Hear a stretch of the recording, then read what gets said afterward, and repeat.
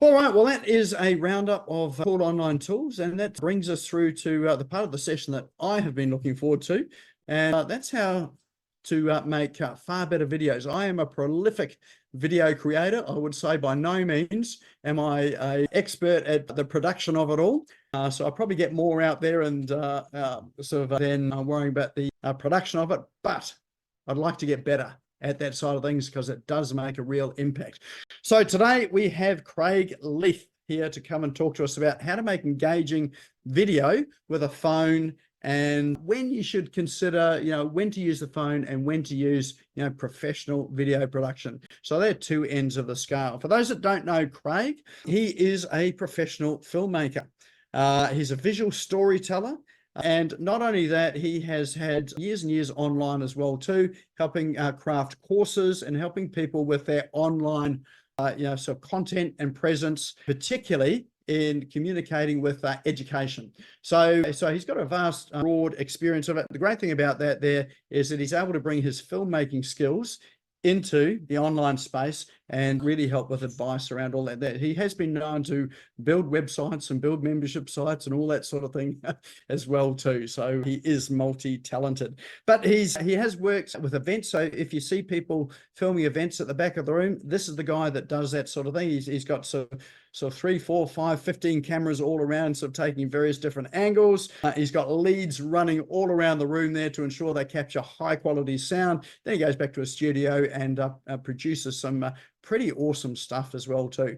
Great thing about it is that Craig's happy to share some of his knowledge with how to do that there and how to use your own devices as well to produce some pretty good stuff with what you've got in your pocket.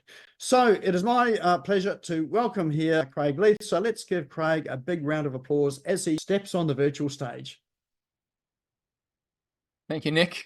That glow, I didn't know who you were talking about there, but yeah, I've got a long, varied set of things that I've done. What springs to mind for me is jack of all trades, master of none. I'm sure, that phrase rings true for a lot of people that are in business, because often what we need to do is we need to figure out ways of doing a number of things. We don't always have the ability to bring in other people to help out. So in the video space tonight, I'll be talking about some stuff around things that you can do and should be doing with your phone. It's not an either or. There are definitely times when you should be using your phone, and there are other times when sometimes a bit of distance can actually make all the difference, especially if you're doing stuff where you're trying to create that more professional image. As Nick mentioned, courses, that kind of thing. Often it does make sense to bring other people in to kind of help out.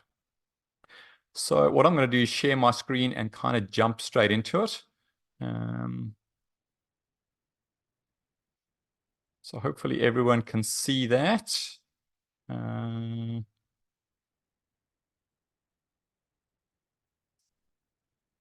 I now need to pull Zoom back. Just give me a sec.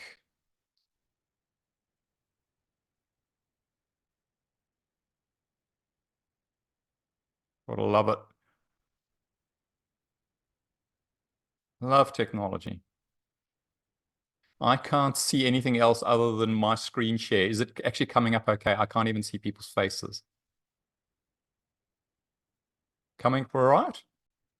Yep, that's looking good, Craig.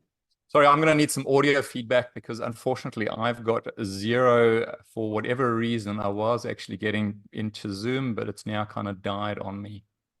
Love it. Yep, can see your slide, so that's all good.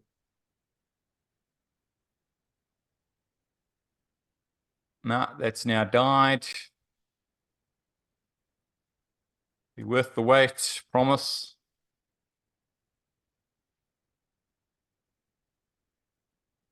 Okay, yeah, I'm back as well. So hopefully people can see my slide now. Can see everything? Not quite. We can see you. Our slide's coming up now. Perfect. Okay, I'm going to need audio feedback, unfortunately, for whatever reason. My PowerPoint has now grabbed the screen. So literally what I've got is the presentation and no other feedback other than audio feedback. So please, Awesome. if you could just pipe up, that would be great. Yeah, can see your slides. Yeah, can see your slides there, Craig. Okay, brilliant. Great. Thank you. So I live on the Gold Coast, hence the logo. That's our sandy beaches that we got here. And, the focus is all about trying to help people get into that flow state. Because flow, as a lot of people know, is where you're comfortable, where you're happy to kind of keep going. And sometimes, you can spend hours doing things that you really, really enjoy. And it's that kind of stuff that we're trying to bring to people when they're filming. We really are all about helping small businesses create video that generates sales. So just tying into something that Colin was talking about earlier, it's no good if you've got a whole bunch of videos and they don't actually help you actually make the sales that you're looking for.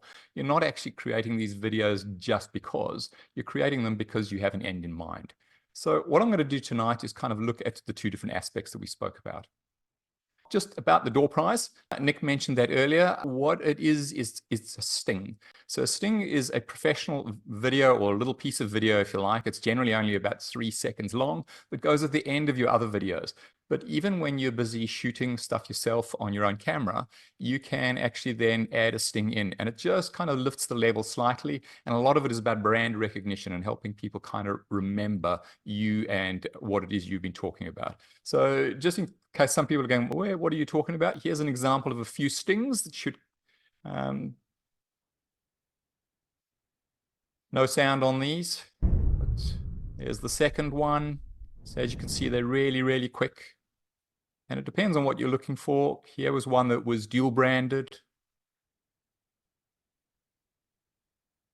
And this one was for an accounting firm that actually works with childcare centers. So they wanted a little bit of that child stuff as well as the accounting stuff coming in.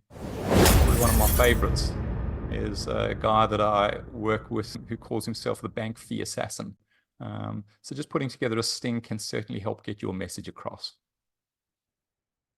So that's what's in store for whoever gets the prize at the end, is a sting that we actually take your logos, your tagline, your whatever, and we kind of wrap that around it. So hopefully that is something that, even if you don't win the door prize, something that you'll kind of look at doing for yourselves, because it really does make a difference. So the big topic that we're looking at here is, should I use a professional or should I do it myself? And often people are making this decision based on cost alone. So they just go looking at it and go, oh, those video guys, they charge an arm and a leg. And, do I really need to have that kind of stuff?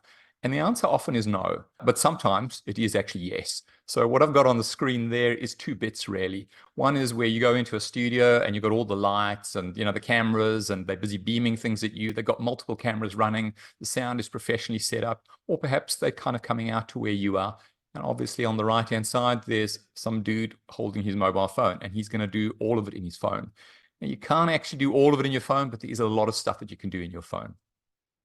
So phone video is best when you're wanting to get that casual conversational content going. When you're wanting to really bring through authenticity, then using your phone is a really, really good way to go. It's also really good for when you're doing social media reels, so short form content, that 15, 90-second type stuff. Again, your phone excels at that kind of thing because you can get it out there, you can get it out there super fast. If you're looking for on-the-spot interactions, that's again that speed type stuff. So you might have shown up somewhere, maybe you're joining a course, maybe you're outside the front and someone famous has just come down the stairs, or you've had an opportunity to have a chat to someone, or perhaps you've just had a great idea that you'd love to share with your tribe. Then again, your phone can work really well with that. So speed, as I said. If you've got a single purpose in mind and you're just trying to get that one snippet through, then a phone can work really, really well. Professional video, on the other hand, is best when you're looking for clear and concise messaging. So often what we see is people that are saying a lot of things, but they struggle to pull the message down. And what's interesting is, even though I work in video, when I find myself on the front of the camera, I kind of suffer from the same sort of stuff. And having somebody that can actually look at it and assist you with it means that they can get the messaging right for what your audience would be interested in. Because sometimes what happens is, as professionals, we get all caught up in what we think is great. Look, there's a B-52 and it does a type thing. Most of your customers don't care. And a professional video organization can actually help clear that away and focus on what's most important for your customer.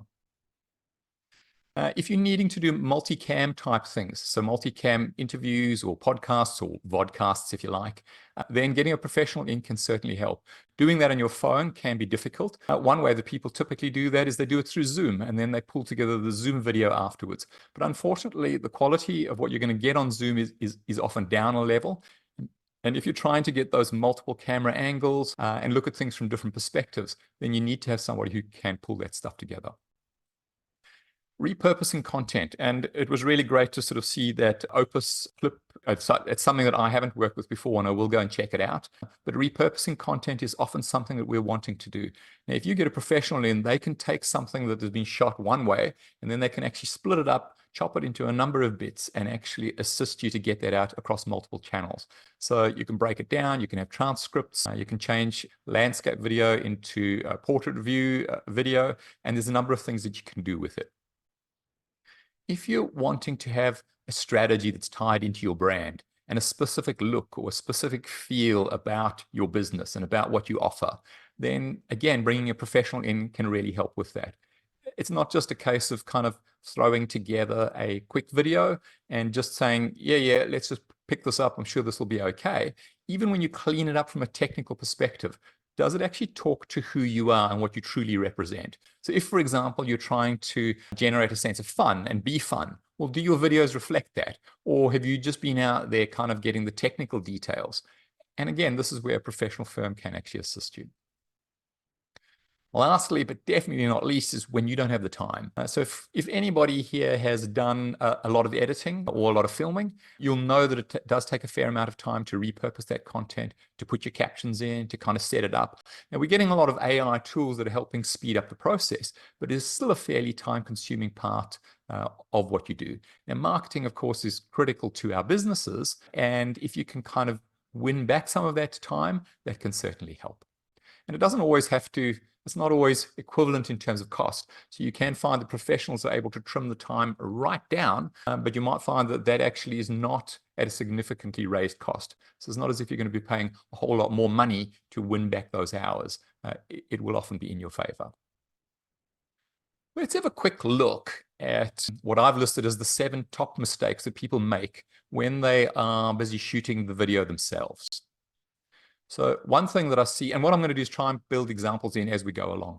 One thing that I see a lot of is people shooting in portrait mode. So portrait mode, if you can see my camera at the moment, although I know I've got, as Nick pointed out, I've got the blur set, but the portrait mode obviously is this way around. Whereas landscape mode is when you hold your camera horizontally and you shoot it horizontally. It's really interesting when you see people doing that. It's kind of like they're shooting a group of people. Maybe there's 10 people that they're busy videoing, and they're trying to get them to bunch in. And then they put the camera in the mode that is going to make it harder for them, not easier. Shoot landscape where you can, and you'll see that it makes such a difference. So here are a couple of examples that I've got. This is a friend of mine, and yes, I do have his permission. This is Tony, and he was busy playing his guitar at a local music club called Coast Acoustics. And I shot some video of him, both in portrait mode as well as horizontal or landscape mode.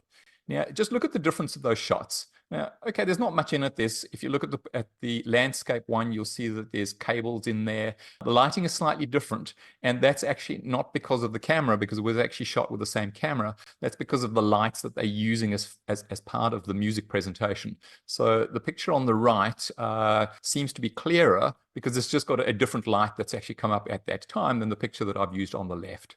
But I'll show you why it is better to have the landscape than the portrait, because some people have heard this, but they haven't really considered, well, why? What's the deal with that? Let's look at what happens when you try to repurpose your content. So for most of us, when you're shooting stuff with your phone, you're going to want to use that in a few different ways. If you're only ever going to be using that content on Facebook, TikTok, or Instagram, by all means, shoot it vertically, shoot it in the portrait mode, because that's all you're going to use, not a problem. But if you're planning, and maybe that video does make sense to go somewhere else, then rather shoot it in the landscape or the horizontal format, because that image that I've put there, those little red lines, is what happens when you cut it down to the same size as you would need in the other format. So you can see the one on the left. If you cut that one down, you can see most of Tony there. I've kind of just clipped it off at the edge of his elbow, and okay, the head of his guitar is missing, but that's pretty much doing it. It's going in as deep as it needs to, and I haven't done any kind of zooming yet, so I haven't gone in any closer. Let's have a closer look at what that looks like. If you're busy turning that into portrait mode, the picture on the left is now what you actually would get out of your landscape mode, and I'll now resize it. And if you put it next to the other one, they're pretty similar. Okay, as I said, you've maybe lost a little bit on the right-hand side, but you could zoom in to kind of clear that up. But that's pretty much what you're going to be getting. Now let's look at it the other way around. So if you were shooting the horizontal mode, at least if you're shooting portrait, vertical, and you're planning on turning that into something that's horizontal, let's look at what happens. You get that bit. And then you take that bit, and I'm putting that side by side with the other piece, and this is what you end up with. And you might go, that's great, I love that, because look at how focused he is, whereas the other one, he seems to be further away. But what you can do, of course, is I can zoom into the other one, again, without any loss of quality, and I can bring up something that's looking pretty much the same. So what you're getting when you take vertical to horizontal is you're ending up missing stuff. Whereas if you do it the other way around, you'll find that it actually works out really well. So I'll just go back a piece, just go back a bit. The other thing that you might have is what happens if there were more players on the stage? So if you look at the picture on the left, there's an extra microphone there. And if someone else was now going to sit next to Tony and was going to sing as well, well, you've now got a problem if you have only been shooting this in vertical format, because you're not going to be able to get that person in unless you've got a separate camera, or unless you zoom out to the point where they're both going to look like little mice on the screen, as opposed to something where you've got that full format. So that's the main reason that the professionals are always going to suggest you shoot it horizontal and then convert it to vertical. The other thing is our TV screens, YouTube, link, anything that you're putting in email marketing, those all use horizontal video. So if you're planning on using any of those things, you would ideally want to be shooting it in that format. Okay, so that's portrait instead of landscape. Don't do that. Rather do landscape instead of portrait. Second thing that I see is people not using a microphone. And sometimes you can get away with that. And in fact, you'll see I've got a clip with that I'll show you where you can get away with it, and I'll show you how you can get away with it. But by and large, not having a microphone is not a good idea. And they actually don't cost that much. Well, obviously, the better quality ones cost more. And if you want wireless, that costs more too. But having a microphone will pay for itself in spades. If you were listening to Nick this morning, and I know he and I have spoken about this before, you can get away with pretty good, pretty okay video, so long as your audio is good. But if you've only got average audio, it doesn't matter how good your video is, people will actually move on because they can't hear what's going on. Well, maybe you've put up captions on screen, which kind of deals with some of that. But if people are really interested, in a lot of cases, they will actually then go, okay, let me listen to what's going on here. And that lousy audio is going to turn them off. But I'll give you an example in a few minutes. Wearing hat and sunnies, please, please, please do not, and this is especially the guys, do not get out there and wear a hat and sunnies. People can't see your eyes. They can't see what's going on. And again, I'll have an example. Backlighting. So by backlighting, what I mean is this is where you have the situation where you're shooting your video and it's really bright behind you because your camera is smart enough to actually adjust the screen. So what it'll do is it will adjust the exposure. And what it does is it adjusts for what's going on behind you. And by doing that, it ends up darkening you so that when people look at you, you now just look like a big silhouette, as opposed to, you know, if you had decent lighting behind you, that would certainly help. So you want to try and keep that lighting as even as you possibly can. Background. And by background, this is different to the backlighting. This is about what's behind you, because sometimes what happens is we're not always aware of what we've got in shot because we're only looking on a little screen. But when you kind of blow it up and you look at it in a little bit more detail, you kind of go, oh, okay, there was a dog busy doing its business behind me, or there was someone busy, doing something that just seemed untoward. We call it photobombing for a reason, because in a lot of cases, it ends up ruining your video. Yeah, sure, you can get some really fun photobombing, and if that's your intention, then great. But again, because it's your intention, you've probably chosen that background for a purpose. Again, some examples coming up. Not acting is on the one end of the spectrum, and the other one is babbling. So by not acting, what I mean with that is the camera, for whatever reason, doesn't get your emotions as deeply as someone would if you were talking to them face to face. That level of intensity just isn't there. So what you need to do is learn to overact. You need to learn to kind of pour more and inject more into what it is you're busy doing and saying. And the camera will then kind of tone that down a little bit, and you'll come across as pretty good. On the other side, what we end up with is a lot of people end up babbling. And especially if you're not using a teleprompter, or you haven't prepared your stuff properly, or maybe this is your first take, you end up babbling. And by babbling, I just mean you have these run-on sentences, you talk a load of nonsense that your audience is not necessarily interested in, and maybe that's okay as you're busy setting it up. And the best thing you can do then is hit the stop and restart and kind of take it again. Because as you go through a number of takes, you'll find that you end up trimming it down to something that is really, really useful. The last one that I've got is no stability. And what I mean by no stability is if you're just holding a camera, if that's all you've got in front of you and you're just holding the camera, the problem with that is you're not going to be as stable as you think you are. You're going to try and hold it still. And the more zoomed in you are, the worse it's going to be, and the more screen shake there's going to be. So getting some stability can actually help. And again, I've got some answers to actually assist people with this stuff.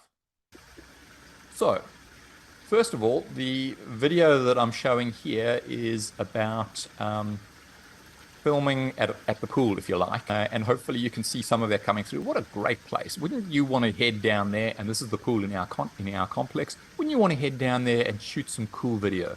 I'm sure you could. So what I'm going to do is I'm going to show you some bits and pieces of actual content that I've shot using my phone. So there's no professional photography in this. And in fact, you will be able to see that because you'll start picking holes in it. You'll start going, oh, hang on, your lighting's really foul here. But let me take you through it, and you'll see the bits and pieces that I've focused on here, starting off with your microphone. And again, if anyone can't hear the video as I press play, please let me know. Hey everyone, Craig here, just with a couple of quick tips on what not to do when you're filming. So here, for example, I am not using a microphone. I don't have anything attached. I'm about 1 meter away from the phone. I'm going to move further away. I'm now about 2 meters away. This clip, by the way, will run for around about 12 minutes. It's going to pull up several of those elements. I'm about 4 or 5 meters away now. If I get down, the phone at the moment thinks that the water source and my voice are exactly the same. And it's really going to be struggling to pick the audio up. Never mind what's happening visually.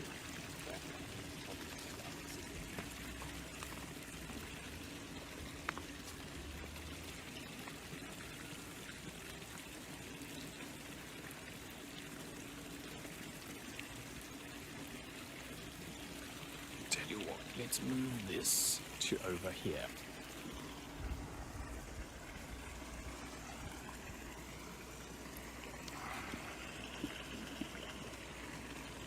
All right, that's already going to be better.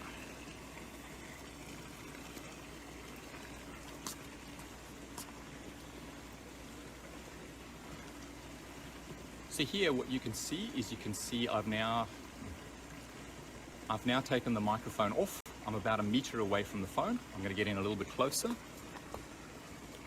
I'm now about 500 to 600 mils away from the camera, and I'm now about 500 or 600 millimeters away from the camera, and you can probably hear my voice okay, even though there are other things going on in the background. So for example, if you listen, you can hear the sound of the water. You can probably hear the sound of the pool engine. So not necessarily a great place to be filming. It might look okay visually, but it's playing havoc with the sound. So let me move back I'm now about 1 meter away from the microphone in the camera, and I'm going to keep moving back. So here I'm like 2-3 meters away, 4 meters away. My face is now in the sun. We'll talk about that in a little bit. I'm now about 5 meters away. I'm going to climb up here, about 6 meters away. There we go. Make sure that I don't fall off the edge. I'm now about 8 meters away from the microphone. There's all sorts of sounds that are going on, and you probably can't hear my voice properly. I'm going to try now on the other side of the pool. So stick with me.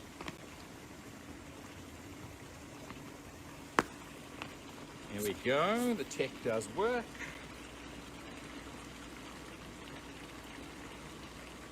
So I'm on the other side of the pool now.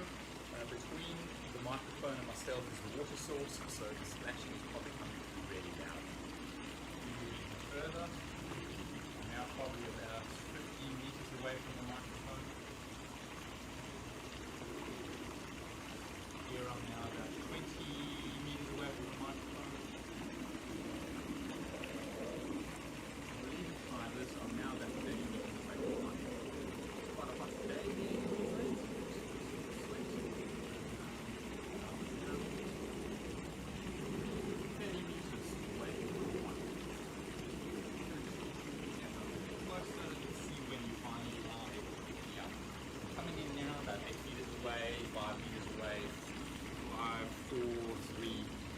And about 2 meters away, I'll get down about 2 meters away, talking directly into the microphone. As you can see, not a great result. Not a great result all around. Now let's try it. Now let's try it with the microphone.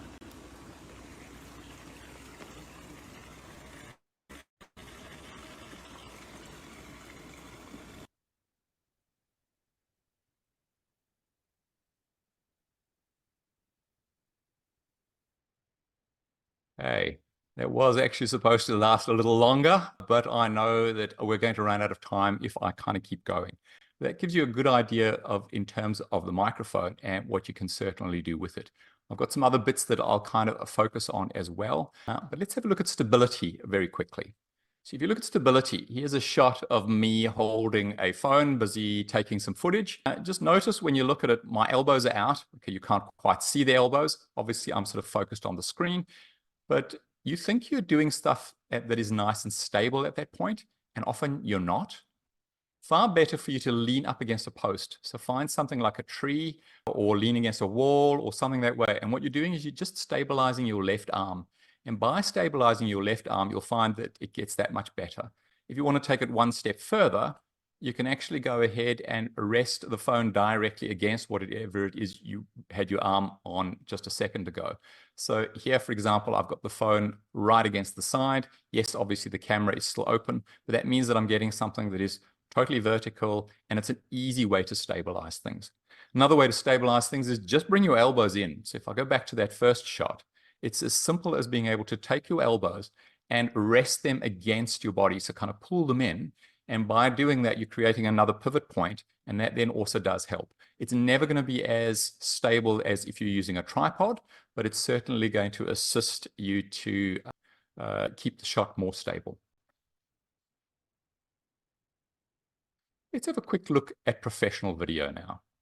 So if you're looking at professional video, it's best for when you're busy doing website promotional things. So if you're wanting something that's professional and you're wanting to put that onto your website, then yeah, a professional video is the way to go, because what it can do is it can show you in your best light. This is not about being quick and short. This is about kind of showing what it is you do and create that look and feel that you're wanting. An event, if you've got an event that's coming up and you want to film the event, especially if it's a big hall, you need to be able to zoom in and see what people are writing on flip charts.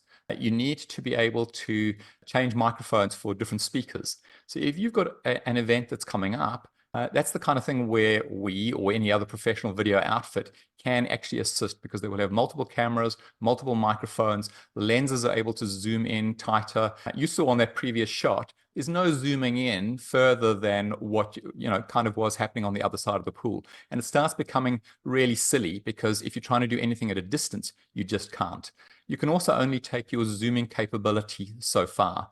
If you try to zoom in further than what your camera is able to do optically, and you try to go in a whole lot deeper, well, that's going to create problems because digital zoom ends up pixelating things. And again, at an event, this is something that professionals will be able to do to a high quality. Creating online training programs, as we spoke about, and close-ups, that's that telephoto type capability. So here's a few examples that I will run you through. So here's a website promotion, and this is for a company that we recently worked with. They're an accounting company, and their focus is the childcare industry. And what they were looking for was something that they could put on their website. So this is not meant for socials. This is meant to be something that then assists to get their message across to their potential clients. The greatest asset in our organization is the team. We are in the service industry. It's people doing business with people.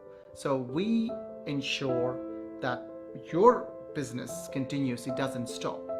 In order for us to provide that, we need to ensure that we have qualified team members here and also someone with great attitude. Every one of us get along fantastic. We come together, we celebrate our work anniversaries, we celebrate our birthdays. I'm very, very proud of the team we have here. My name's Lisa. I've been at Accounts Advantage for 6 years.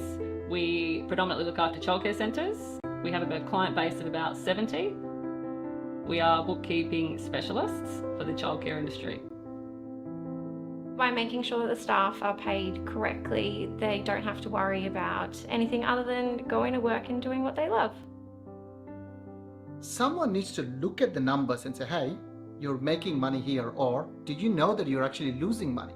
And that's why you need that trusted advisor or trusted partner who can kind of look at the numbers and also take you onto the journey, because yes, you're starting one center, but eventually most of our clients, they start with one, they have 2, 3, 4, and our highest client has got 14 centers. The next's got 9 centers. So it's obvious that no matter where you start, you're gonna grow. And for you to grow the business as a business owner, as an entrepreneur, you need that numbers to speak the story, to tell the story. And that's why you need that trusted advisor. So when it comes to payroll, we handle the paid parental leave, the work cover, payroll tax, all the complexities that come with that is all handled by us. Oh, and we do superannuation as well.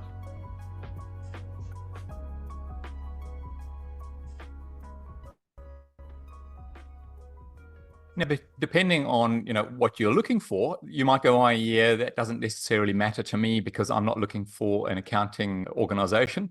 But for their clients, here they've now got something that is about 2 minutes, a little bit longer than that perhaps, that sits on their website and that actually tells the story the way they want it told.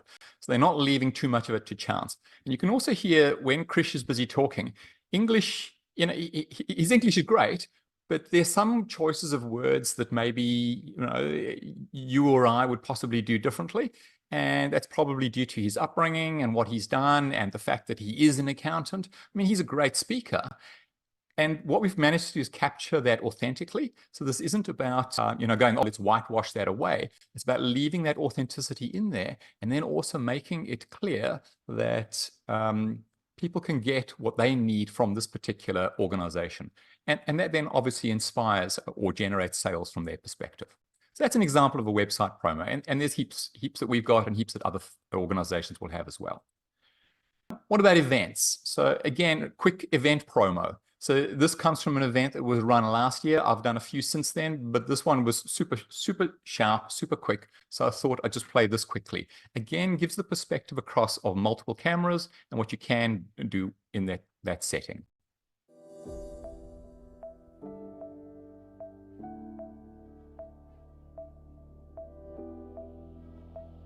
Thinking I'm an absolute machine, I'm immortal. And then, like Mike, I had a health wake-up call as well. There are so few people that can survive on less than 5 hours. You are not one of them. That's a great assumption to make. The expectation is they'll ring you in an hour and go, mate, you get my email. And so I've now had a culture change with clients too. You're not any use to anybody else, let alone yourself, unless you've gone and satisfied a lot of your own stuff. And I thought, this is I'm at the edge of the literature here. This is what we have. So why is this not working for some individuals? You know, it's the old filling your own cup first. And we've been made to feel guilty about it. Secret to life is the balance between stress and recovery. What they call spiritual bypassing, which is an egotistical attachment thing. Yeah, I know that, I know, right? Are you it, and what are you doing about it, right? All these paths are all the different brain frequencies that are coming out of my head in real time. When you do the health and well-being journey, it's pretty selfish. It's a pretty selfish journey because most people around don't get it. They don't get why you want to do it. The difference between a really good athlete and an average athlete is that the good athlete does enough but thinks they don't do enough. Is always trying to get better, and the average athlete doesn't do enough but thinks they are.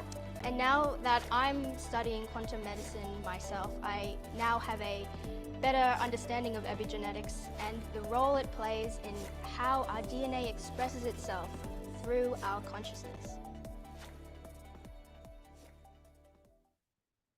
So that's just a snippet, but you get the idea. So that is filmed from the back of the room, multiple cameras, multiple microphones.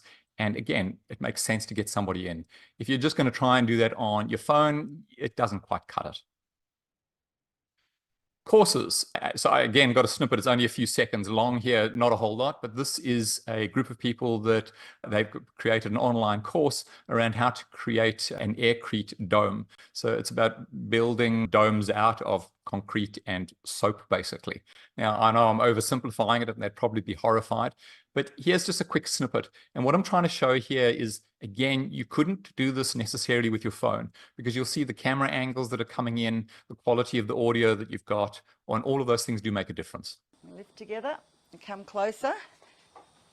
Bend the knees, lift and pull.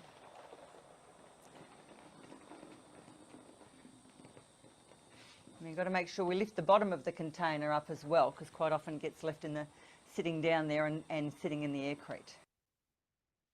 Okay, that's super quick. I've only just given a snippet because I'm sure you don't need to read too much into how do you go about creating aircrete. But the multiple cameras allowed them to actually just go ahead and show what was going on in terms of creating the course. They just ran the course and we were there busy filming it as they were doing it. So it made perfect sense to then just take that and turn that into online content. As I said, close-ups when you need telephoto lenses, multiple perspectives. So like interviews. So as I said earlier, I'm really keen to check out that Opus clip to see what that's capable of doing with your phone. But in a lot of cases, you need multiple cameras if you've got multiple people that are being interviewed. And what I'm calling schmickness. And schmickness is really just a made-up word, if you like, about when you want to kind of lift your stuff to the next level. That's when you need to bring in somebody that knows how to do it. And it's not only the technical stuff. So I've spoken largely here about the technical stuff. But there's a whole heap of things around it as well in terms of creating the story, crafting that story to fit your brand, making sure that you're actually sending the messages that you need to send. Something that's going to resonate with your clients, something that's going to help you connect with your clients. And that's where you bring the professionals in. So I've left a few minutes for questions. I hope that was useful for people. And if it was, yes, we'll get into questions for in a second. I have got one favor that I'd like to ask though. I'm busy running an Instagram experiment at the moment. So on the page there, you can see my Instagram site. It's inflow.films. And if you could go in and please like, follow or comment, that would be brilliant. What I'm trying to do is look at how we can actually use video in Instagram specifically. So I've reset my Instagram account. And this will give you an example of what we've got. I reset it so it's only got, if you look up there, 29 posts. It hasn't been running for that long at all. And all the posts that I've done are about video, but very few of them actually are video. And again, what I'm busy doing is gathering some data from here. So this is literally a case of let's see what differences we get from putting some statistics and some quotes out there. And then let's see what difference we get when we actually start posting video. And that's the kind of thing that I want to share with people so that people can actually go, okay, I know video is important. We see all the stats telling us video is important, but here's some social proof. Here's some stuff where we actually have tested it. So as I said, it's only 29 posts. That's a post a day. So I'm almost up to a month. And the idea is that at this point, I'm now going to move over to saying, hey, let's bring people in organically, which is why I'm asking you to like, follow, share, comment. And then let's also change it up so that we actually include more and more video so that it begins to be instructional and actually assist people as they're going along. So yeah, please, I'd love your help with this. If you could actually go to instagram.com/inflow.films, that would be brilliant if you could give me a like, a follow, or a comment. But now I'm sure people have got questions and I would love to answer them and talk about microphones. Let's talk about backlighting. Let's talk about some of the other stuff that we didn't cover off earlier.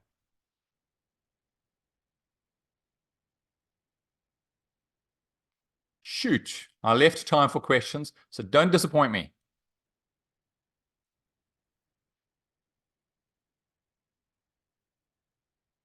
Okay, let's go. Ready for a question, mate? Con, yeah, go for it. Hi, mate. What's your view? There's a lot of people out there that are shy to get on video. So one of the things we're seeing at the moment is, and again, with the beauty of AI, we're seeing the ability to use avatars for video. And whether it be your own voice or an avatar voice. I know something Craig is probably eating into your business, and I understand that's natural. I suppose AI is here. We can't get rid of it. But if someone's to use an avatar in that approach, do you recommend it for certain situations, or just don't recommend it at all? I tend to say don't use avatars, and the main reason. So let's just stick with avatars because there's a couple of questions in there. Yeah. I tend to say don't use avatars, and the reason is, by the time you've kind of got the hair the way you want it and the face the way you want it and a couple of other things, there's still going to be a lot of other people out there that are going to look very similar to that. It's not you. And the other thing is it doesn't have the same facial expression that you have. I'm sure the technology will get there at some point, but right now, what's happening is it's almost like, when people show their logo on their site, on their profile picture, and they don't actually have a picture of themselves, it's difficult to kind of go, oh yeah, who is this? Is this, there's enough scams out there as it is.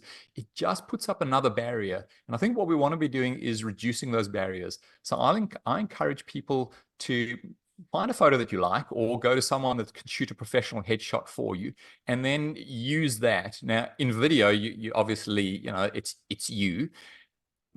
The best way to get past that fear that you were talking about is to just do it.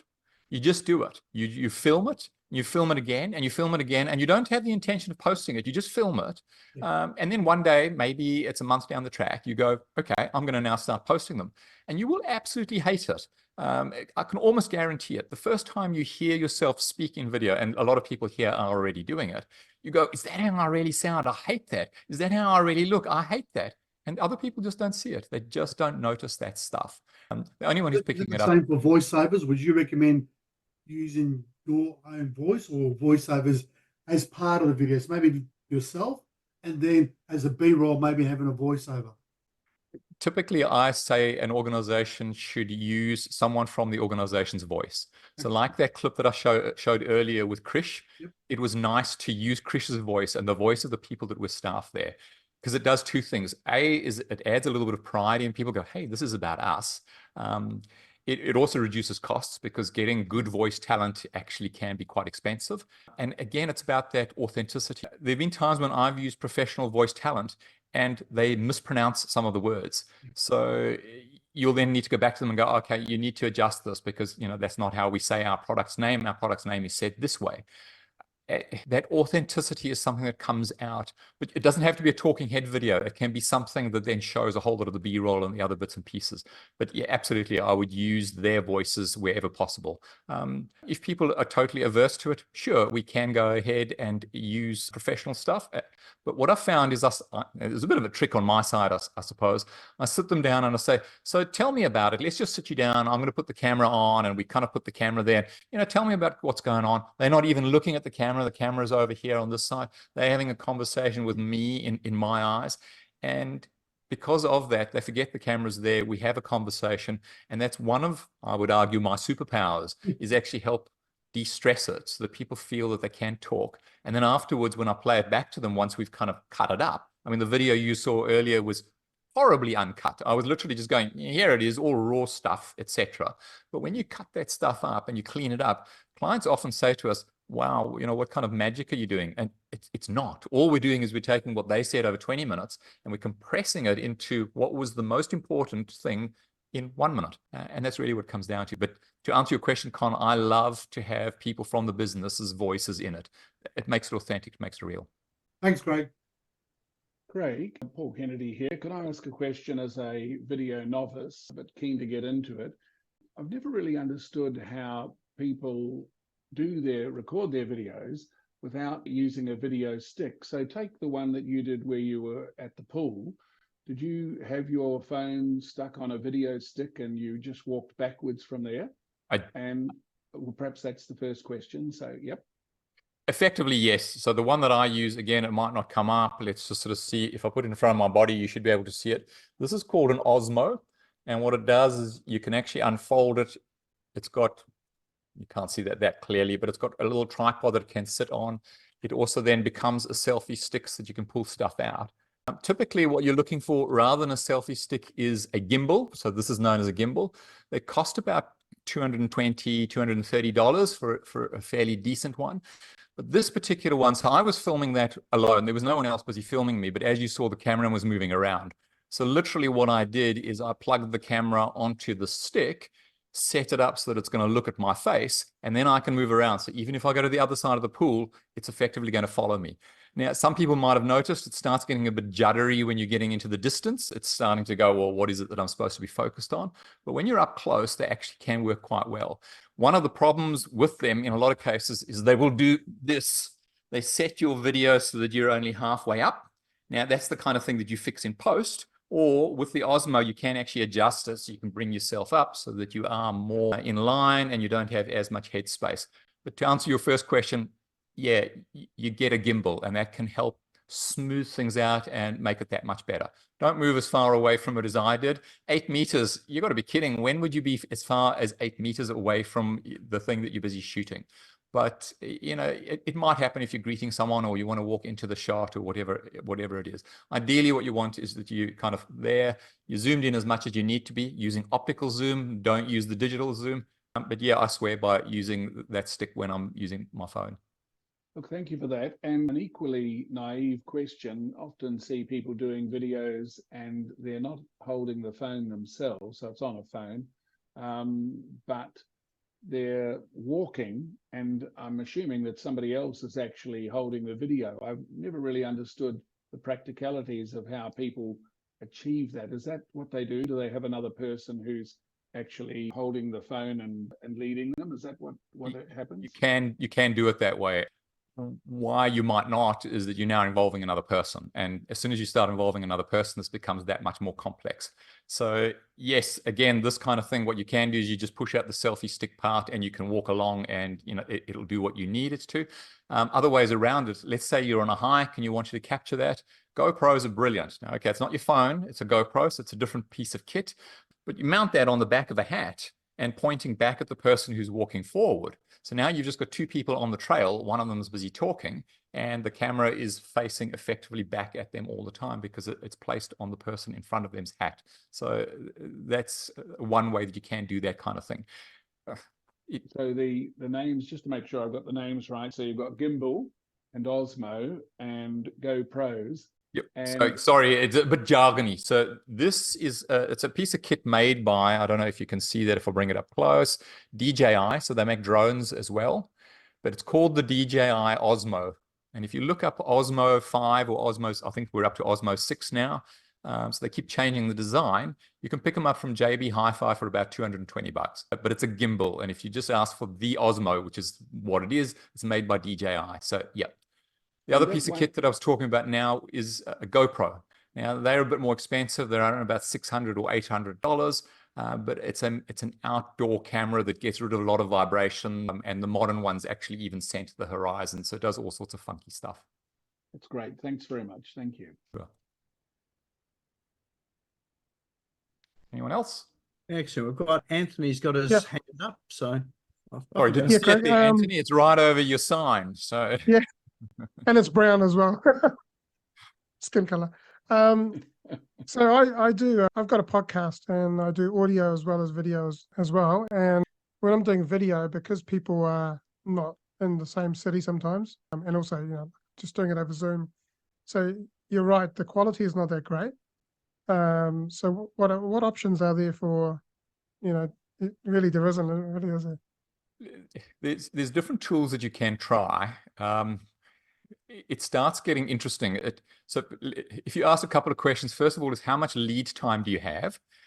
And if, let's say, you've got a week or 2 weeks lead time, that can certainly help. What you can then do is you can actually arrange with this person beforehand. When we're on the podcast, I want you to record your audio yourself and allow them to go ahead and do that. That means you can set it up on their system so that they then, what you're getting through the mic, I mean, I'm actually using a mic, you can't really see it, it's out of shot, but it means that you're going to get the best quality possible. Or again, if you've got a couple of weeks, you can actually post them a mic if necessary, which they can then plug into another device. You're getting then better quality audio. The problem is you're relying on other people to do it. And then as soon as you rely on other people to do it, it doesn't always work out. Yeah, because I've had a couple of one or two where they've had like earphones, and the quality hasn't been that great. But I mean, I've got a proper Rode mic here into USB. The other thing is, with my coaching, I do a lot of posting, like a lot of my reels or even Facebook lives I'll do on the beach while I'm walking, or like this morning I did one and I was actually sitting on the side on the grass, and I just held the phone and did it. It seems to work fine, and the quality's generally pretty good because I'm using a pretty decent iPhone. I also either use my AirPods, but I have got a set of microphones and so on. But yeah, like I mean, I guess when if you're doing something like that, you're not going to necessarily take a tripod and set it all up. Well, that's kind of why I use this thing, because it doesn't use much space, so you can actually carry that with you, and that works out fairly well. If you are holding the phone, and you've probably done this already anyway, is for goodness sake, don't hold it down, because you end up then all the people can see is your nostrils, especially if you've got like mine. I'm usually here. So what you want to be doing is lift the phone up. It reduces some of what you got there, but your hand will get a little tired, but maybe that's what helps you keep to 90 seconds. So not necessarily a bad thing. And lastly, for those that are like scared of getting on camera, I've been a singer, I've done a little bit of acting, but when it came to actually speaking in front of the camera, I found it hard. So what I did this year was as a New Year's challenge, is I challenged myself to 31 Facebook Lives in my group, and I turned up every single day for 31 days. And from that moment, there's no fear. It's all gone. Spot on. All it is it's about getting out there and doing it. Rinse, repeat, rinse, repeat, rinse, repeat. And then eventually you start going, hey, actually, this is all right. This is fine. Yeah. Thank you, Anthony. Do we have time for any others, Nick, or do you want to pick up? Because I know we're running close to the 7:30 mark. We've got a hand up there from Cameron. Cameron. Hello. Thank you for the great presentation. Just a quick one. You mentioned like when to like do it yourself and when to get in a professional. Do you have any similar advice where you'd still recommend doing it yourself, but you should use like a professional quality camera as opposed to like just your phone? So that's often that sort of in-between step. So people are going, hey, I do want to do this myself. I still don't want to be bringing anyone else in. And yes, there's a number of cameras that you can actually start looking at. What happens is, and I've recently heard the term GAS. So don't have gas. And gas is gear acquisition syndrome, where what we end up doing is we just start getting a hold of gear. We go, oh, this is cool. Look at that. I've got a lot of film gear. Some of it I don't always use. So keep it simple, but let me try and answer your question. Find a camera, and it's probably going to cost you a couple of grand to get something that's decent. Find a camera that will do the kind of thing you're looking for. Because you're doing it yourself, it needs to have good battery life. It needs to have continuous autofocus, and you need to be able to attach a number of lenses to them. Start with that, and then just sort of see where you go to. The cameras that I use are Blackmagics. They're kind of the low end of the filming world, if you like. what makes them so good is they've got such a great color science, and the stuff really does look good when you're busy shooting them. The downside is lousy battery life, doesn't have continuous autofocus, and you've really got to need to know what you're doing. So there's a steep learning curve to get to the point where you're able to use it effectively. So simple is best. And to be honest, I'd be going with something like even a second generation. If you didn't have that kind of money, go for a second-hand GH6, which is made by Panasonic. It's got good image stabilization built in it. Sorry, a GH5, which is the previous iteration. So you'll find that that's cheaper. But that came out in about 2011, 2012. They've recently brought out the GH6, which has changed the science quite substantially. Now, the purists will tell you, oh, no, don't do that one. It's a micro Four Thirds camera, and you can hear geek speak begins to come out. Choose a camera that you like, a camera that actually works for you. There will be other people that say, oh, you've got to have a full frame camera. You must go for Canon. You must, whatever. Find something that works for you. I would just say good battery life, autofocus, and you must be able to attach lenses to it. And that would probably be sufficient. What you'll find is if you do start going down that track, you spend more on the glass, in other words, on the lenses, than you do on the camera body. And I've got a number of cameras, and my glass is probably worth 4 or 5 times the amount of the cameras. So I look after my lenses much more than I do look after the camera bodies, because they end up being so expensive. But do you need to go down that track? No, you could probably get one lens that'll do pretty good stuff. So let me just drop in. If you were to look for a single lens to take with your camera, you want something that can zoom in to a certain extent, but it doesn't need to be absolutely wild. I'd be going for something like 25 millimeters to around about 70 millimeters. Yeah, this again, you can hear geek speak beginning to come out, so I'll shut up now. Hopefully that helps, Cameron. Nick. Excellent. We do have another question that's just in chat there from Jody, and she's asking microphones. Any particular microphones you recommend? So I use and love these. They're Rode Wireless Go's. DJI also makes a set of mics. The reason I like these is they're good sound quality. You can actually have 2 of them set up, and they don't interfere with each other. There's some clever tech actually happening inside of them. You can also just plug them in. So you would have seen me wearing them earlier. You just put it on and away you go. It doesn't have any leads or any stuff. If you do want to have leads, it has the facility to kind of plug a proper microphone in that you can actually hide. So you can do all of those kinds of things as well. But I swear by these. It's called a Rode Wireless Go. Price point, I think the last time I looked at it, about $350 per mic. So to get a pair of them, you're probably looking closer to the 500 range. For a lot of people, that's going to put them off. If you're just wanting one mic to kind of get going with, don't go for the bottom end, the $20, $30 stuff. Go up a level. Technica makes one that's not too bad. It's got a lead, but it's a lead that's about 2 meters long. You can plug that into the bottom of your phone, and that'll cost you about $70. So it's a case of you get what you pay for. Hope that helps, Jody. Excellent. Well, I think that's probably gets us towards the end. That's a run out of questions. So in that view there, if anyone does have any other questions or do wants to contact you and have a chat with you, what's the best way to do that? Probably email, text me, or by all means hit me up on Instagram, seeing as that's the thing that we're busy trying to do at the moment. I might just pop my email address in the chat.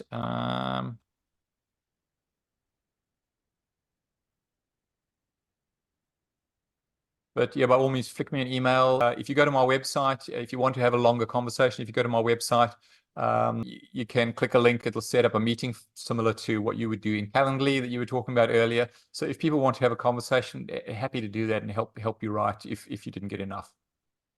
Fabulous. Thank you. Thank you, Craig. Hopefully, well, not hopefully, I know there's a whole lot of good information in there from Craig this evening. So thanks very much for sharing your wisdom and some of those tips there, which I'm sure people will find helpful. Yes, the thank yous are coming through in on chat as well too. You're most welcome. As I said, hopefully that was useful. Yeah.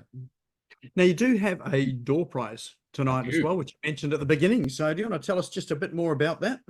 As I said, it's a sting. So a sting is something that what will happen is, so if you win the door prize, because no one else cares, if you win the door prize, then basically what I'll want from you is your logo. I'll also send you a bunch of templates that you can look at to go, oh, what kind of sting do I like? and then we will put together a sting for you. Obviously, you can have a look at it. You know, what music would you like in it? Ideally, it's going to be sort of 3 to 5 seconds long. But once you've got that, you can then attach it to the end of any of your videos. You could put it into whatever editing software it is you're using, and kind of just drop it on the end. In fact, you can even do it in Canva. So you can bring up 2 bits and pieces. So you got your video, drop the other piece in, and you know, away you go. So it's a sting to professionalize your brand and let people remember who you are. Excellent. All right. Well, we do have our special way of drawing that with our wheel of names. So we will bring that up. Everybody's name is in here.